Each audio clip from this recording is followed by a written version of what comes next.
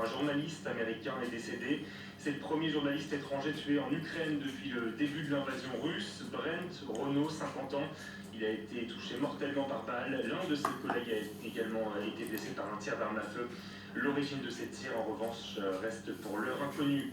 En France, c'est l'une des nombreuses conséquences de la guerre. La croissance économique ne sera pas aussi élevée qu'espérée avant le conflit. La Banque de France prévoit désormais une progression du PIB située entre 2,8 et 3,4%.